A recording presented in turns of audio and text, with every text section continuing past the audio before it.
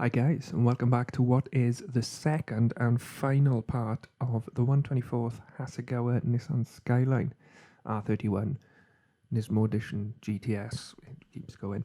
We're going to start off with a bit of panel liner using the Tamiya panel line accent color. My panel liner is got a bit weird. It doesn't flow all that well, and there's not that much left. I might try thinning it a little bit, but last time I done that, it didn't work too well, which is why instead of relying on the capillary action, I am going along the seam line. But once that's done, we're going to leave that to dry and we get cracking on some chassis parts. These were cut before I decided to actually record, but there was cleanup left to do, which is what we're doing here. We're just scraping a little with the scalpel. I did previously drill the holes, which were meant to be holes as far as I'm aware, and countersink them slightly, or chamfer them, just to give a little bit more realism. I was going to go mad and remake parts, but nah, we just, we went out of the kit. I say out of the kit, we got all these 3D printed parts. Some brakes I designed a while ago for a Belkits Fiesta, I modified to fit the kit.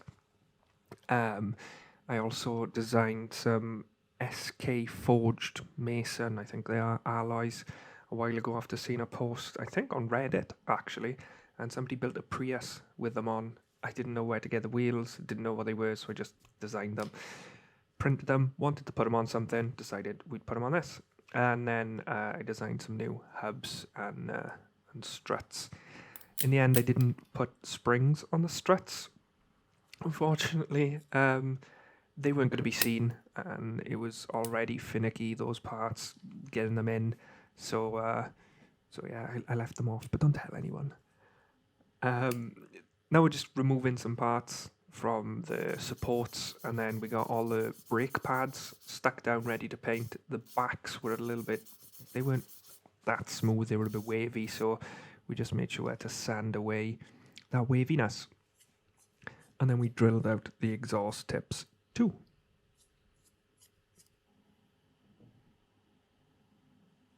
There we go, look much better. Then was over to the booth to do some priming. We use a Mr. Finishing Surfacer 1500 Black, thinned with Mr. Color Rapid Thinner. I always thin this with Rapid Thinner just because I want to crack on with painting. I don't know what's going on with my my camera angles in the booth. I really need to try and I'm gonna set aside some time to just find the best angle, because it's different every video, and this is a bit pants. But we just primed everything, all in Mr. Finishing Surfacer 1500 Black, about 20 psi, and yeah, just slowly built it up. And while I was drying, we removed that panel liner because it was dry, and we're just going to wipe it away with a cotton. But it was a little bit wet, but the good thing is that helps remove the parts which have dried. If you go in when it's too wet, you will just remove the panel liner from the panel lines, unfortunately. But yeah, I'm not a fan of waiting around. So while it's a little bit still wet, you're good to go. Now the primer's dry, we can come in and do a bit of masking. There was a flat black heat shield, I'm guessing, on the exhaust, so we're just masking that off because I like the Mr. Surfacer colour. I've used it many times as like a final colour in parts of the build. Now we're just going to cut a couple of pieces of masking tape just to go around these little tiny blocks on the sway bar, is it? I don't know, I think it's a sway, no, it's not a sway bar, it's I can't remember, but it's a part of the suspension. Anti-roll bar, that's the boy, I think. And then we come in with Tamiya LP48 Sparkling Silver. This is an excellent paint. It leaves such a great shine for a lacquer paint. If you're not going for chrome and you want some shiny metal, then this is this is a good option. And the good thing is, because it's a lacquer paint, it dries nice and tough, dries nice and quick, goes down really well. And yeah, you can mask over it, you can panel line over it without having to worry. Quite a lot of these parts were painted in sparkling silver. This is the exhaust. You can see the shine coming off that on the light. Such a great colour. Yeah, the exhaust and various other bits were painted with that, including the brake discs. Next, with Alclad steel or A-stand, same thing. We're just painting the radiator up, and we done the 3D printed suspension pieces also.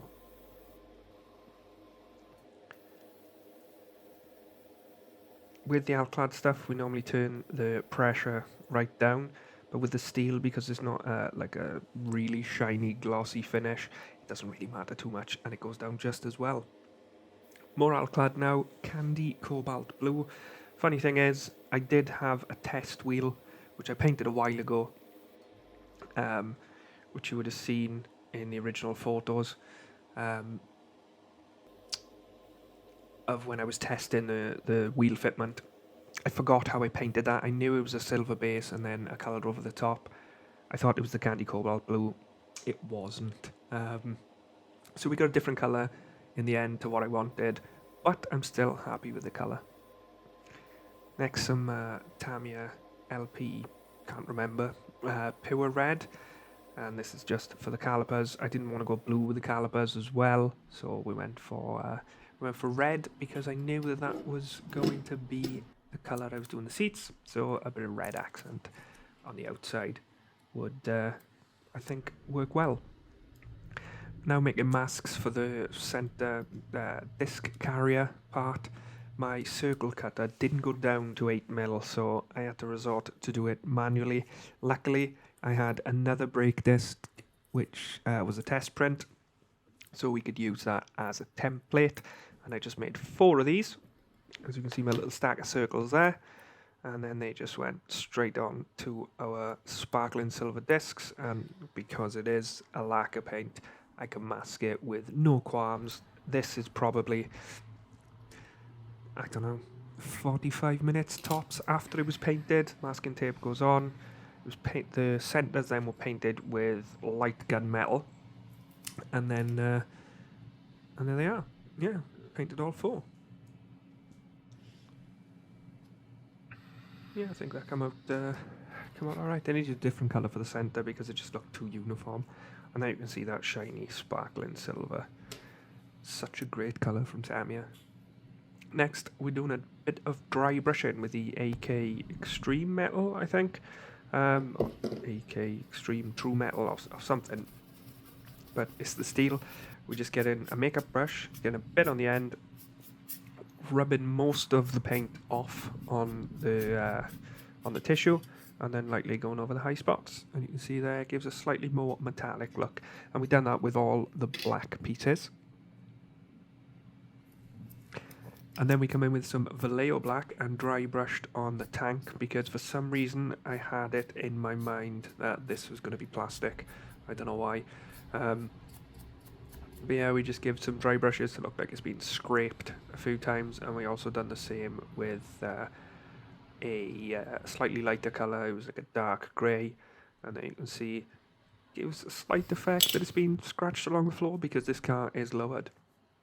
And then it's time for some detail painting. Done quite a bit of detail painting. First of all, the sump was painted black, and then the transmission was painted with Model S silver. I'm quite enjoying the Vallejo paint, so I'm going to get more for brush painting. I was in a part of this, I was looking for a flat red colour, and I just didn't have a flat red for some reason. But yeah, different shot now for the detail painting. It is quite hard to get an angle when I'm detail painting these tiny little things with the way my camera is set up now. I'll have to look into getting a better angle, or maybe a better camera, because I'm currently just using my phone. But yeah, it was quite a bit of detail painting. And then you can see my my ugly mug and my monster nose. And there we go. We added some chipping as well. This was done with the brush as a la Night Shift. And a little bit of rust, and there you can see a bit of the detail painting that was done. Then it came time to stick things on. The exhaust, quite easy. There's a little locator up the front, one in the middle, and then one down the end, and that was easy to glue on. But we're just using an old airbrush needle with a little bit of super glue on the end, popping it in the holes, and then sticking our parts on. That was kind of, yeah, nice and easy. The other method I was using is some of these holes are through holes, so we could just quite easily pop the part on, as we do in here, hold it in place, and then hit the back side with a bit of super glue, and then come in with the super glue activator just so it sets nice and quick, and the part is stuck there. Then we were building the 3D printed parts. I designed it so the discs just slide on. I started building it up this way, then I realised I couldn't get the brake pads in. So for the next one, we got the caliper, and again, that just slides on, and it's a nice tight fit. Remembering there's a little Brembo logo I've put on the discs, so I'm just trying to make sure that that's still visible. And then it was easy to just slide in the brake pads, and like I said, it's such a nice tight fit that there's no glue needed there. And then these just slide on. Again, no glue needed, just a bit of a push. I think the tolerance is okay, and then with a bit of paint, it makes it a nice press fit. And there's the two. And then they were connected with the steering linkage, and then the front suspension bits and bobs were placed on. As you can see, I detail painted some blue bushings. I don't know if they were bushings, but I thought, yeah, we'll have some blue bushings. And these look like they could be bushings. But yeah, we just used a bit of Tamiya Extra Thin to stick that on. And again, the same for the back suspension. Those blue bits on the drive shafts, I think they called out for green in the instructions. I just decided to do them blue. So then we stuck our rear hubs on, and our discs as well. Again, these just slide straight on, and then that completes our back suspension.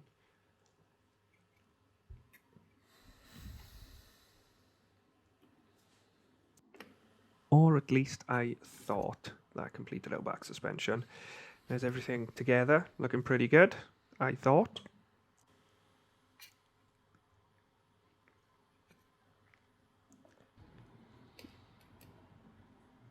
Yep, I thought it was all good, so I thought I'd carry on. Just put in the wheels together. The face just slots in here, and then using the kit tire.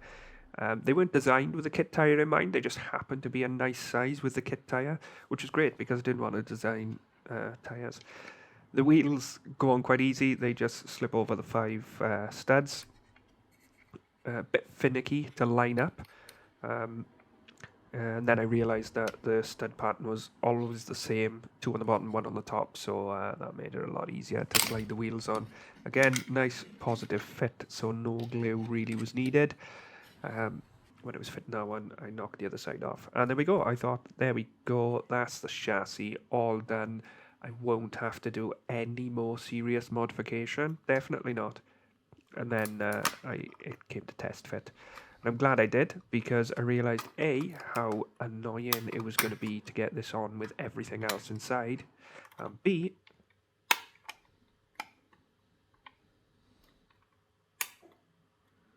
well, that's not correct. Yeah, the fit was way off. I made a miscalculation, so I went mad and decided to shave away a lot of the inside of the arches. That didn't work. So we opted to modify some kit parts. This was the only other option I could think without having to redesign and reprint some stuff. So we just stuck the rear hub on where it goes, made some marks so we knew where to cut, and then we got to cutting.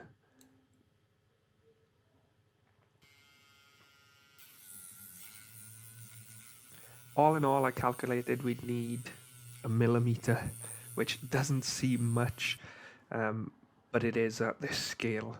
That's 24 mil in 1/1 scale. So yeah, we done a lot of cutting, and yeah, there we go. We took about a mil off each side. That side on your right is a little bit more, but it still went together nicely. We're just super gluing the part back on, because if you recall, I used some Tamiya extra thin. I was quite lucky to be able to get that off without ruining stuff. But then I put it all together slightly off camera for some reason, because I'm a bit of a muppet. But then we got there. In.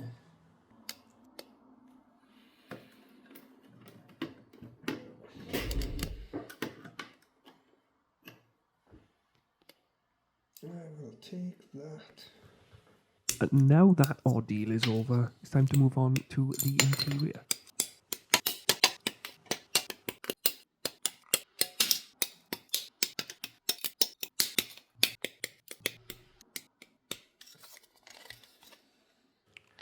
And once we got all the parts off the sprue, it was time for some cleanup. That was mainly just removing these sprue gate nubbins. Most of these parts don't have to be perfect, apart from maybe this one, because we were removing the seam line on here. This is my favourite UMP sander. I don't know the grit, unfortunately. I believe the new ones have the grit on them. Not sure. I'll have to get some new ones anyway, because these are getting old. But UMP sander, then UMP buffer, and then gluing together. We just held the parts together and ran some Tamiya thin along the seams. Tamiya extra thin, rather. And then that was sanded using the same method once dry. And then moving on to painting the interior. We are priming with Mr. Surfacer 1500 black. Thinned with rapid thinner, and it goes down quite nicely. With the rapid thinner, it dries really quick as well. I think I end up with 3 coats. It dries quick, covers well, and then you can move straight on to painting. Speaking of painting, we're using Tamiya LP5 semi-gloss black for the interior. We're painting pretty much everything apart from that interior tub. Once we were done, we did spray 1 or 2 coats without any thinner, just to get a nice kind of textured effect.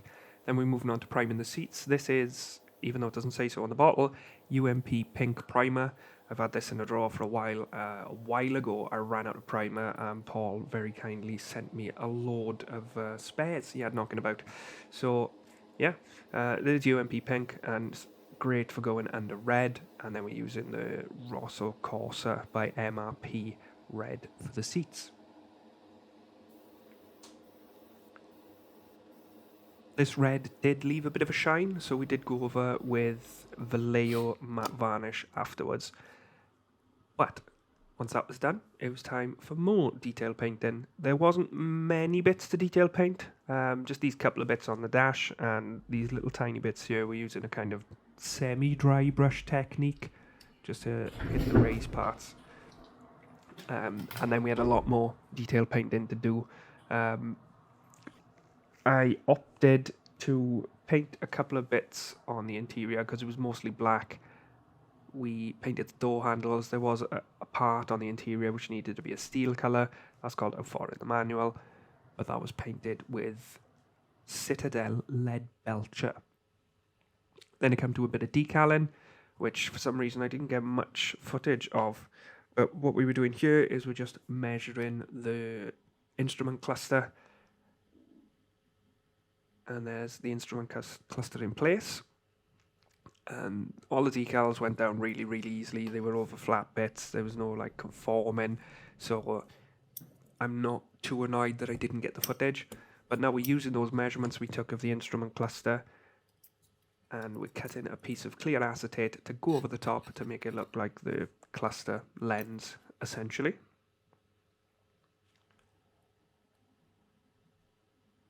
And there we go. It's quite hard to get the reflection on the light for some reason, but it is there, I promise. And then we came to build the interior. I started putting the sides on and then realised I hadn't put anything on the inside. So we put one side on and then started gluing the interior. Then super glue for the back seats because there weren't really any locating points. And then the front seats were a bit of a nightmare. They were on and off 3 or 4 times. But we used a bit of super glue to stick them in place. Again, the locating points weren't very intuitive. They weren't great.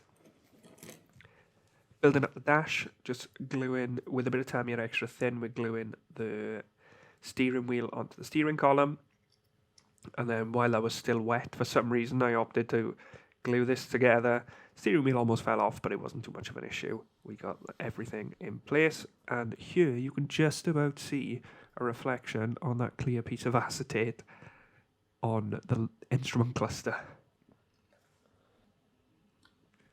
Dashboard slides right in. There's two little locating points, but it slid in nicely. Didn't need any glue because it was so tight. Then it came to sticking the interior onto the chassis. There's 4 locating points, so we just put a big dollop of Tamiya Extra Thin. I need to get the Tamiya normal glue because this can evaporate quite quickly. And when you don't need that capillary action, it's a bit useless, really. But yeah, got that in and didn't want to push it too hard because I didn't want to break the suspension. It was at this point I realised I'd forgot to do this decal, and it's just a graduated fade on the top of the windscreen. It's very thin, it did break, and it was a bit of a nightmare to put on, but we used UMP Strong Solution to get it to sit down nicely, and it didn't sit down nicely. There's a couple of creases in there which I can see. I don't know if you can see here or in the final photos, but it looks okay from afar. The glass was put in with actually a little bit of super glue because it didn't fit that great, so I put it in, held it in place, put a bit of super glue on the edge, and then hit it with activator so it acted like a kind of solid stopper. But this was a nightmare. The wheels fell off about 36 times. I did have to take it back out because the seat fell off. There's 2 little kind of lugs at the front which pop into 2 holes under the bonnet. I had to put a dab of super glue in there, squeeze that and hold it till it dried. But then because I'd manhandled it and I had fingerprints all over it, I popped on my snooker referee glove, give it a bit of a clean with the UMP polish system number 4, just to give it a bit of a shine. And then we were done. It was onto some glamour shots. That's the underneath once we were done. And then it's a nice little photo of the disc because I liked how the discs turned out. I like, to be honest, how the whole thing turned out. The interior, I'm happy with my interior. Never normally happy with my interiors, but I'm happy with this one. Maybe I would have done the seats a little different, but again, it doesn't really matter. They turned out okay in my eyes. Now, this is done. It's off the shelf for Doom. It was there for a while because I didn't want to polish it. I'm glad I polished it and I'm glad I finished it because I did actually enjoy, even though I had quite a few issues and I almost lost a finger. But that leaves me wondering, what's coming next? Maybe a car, bike, go down in the comments, suggest something. I want something kind of quick because I'm not going to have much time. But yeah, let me know. What would you guys like to see next? But that's another build down. Don't forget to like, comment, subscribe, share, tell your friends. But in the meantime, thanks for watching. Have a great day, and I'll catch you next time.